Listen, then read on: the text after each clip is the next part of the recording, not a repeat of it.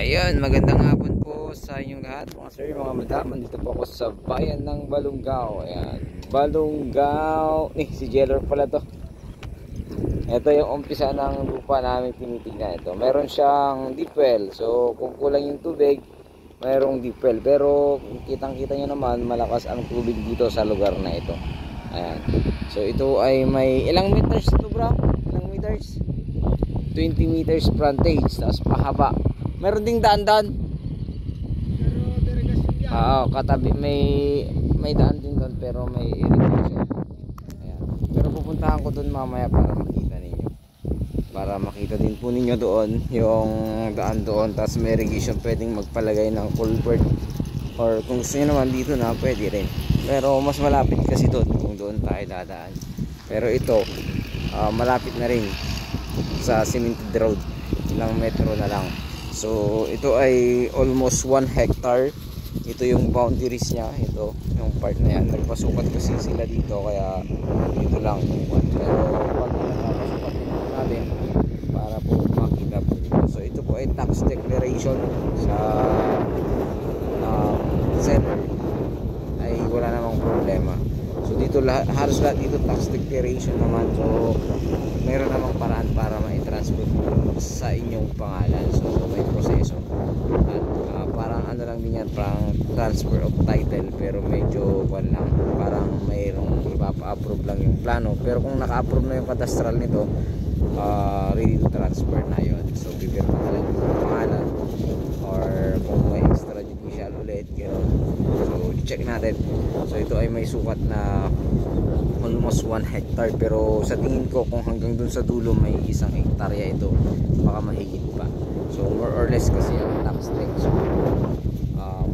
wala naman pong magiging problema doon, kasi masusukat naman. Makikita natin yung point to point nya, makikita doon sa description sa DENR, kasi meron na tong description sa DENR, kaya wala namang magiging problema.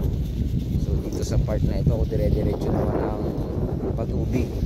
So mayroong wala dito, dire-diretso ang ani nila. Ayan, dire-diretso yan dito sa part na ito ng Balungaw.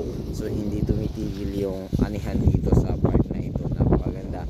At ito ay magandang makuha kung gusto mo ng rice land na tuloy-tuloy. So sa ngayon, ito ay kakatanim lamang. So susunod na yan, papatubigan niya pagkatapos yun sa kabila siguro.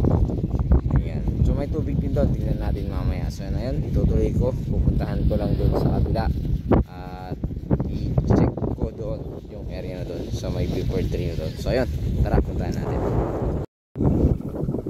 Ayan, ito yung likod. Ano yung daan. Tapos may first, then second lot, and yung area ito. Pag ganun siya dyan. Tapos may maliit na fish pan, no? Irrigation ito.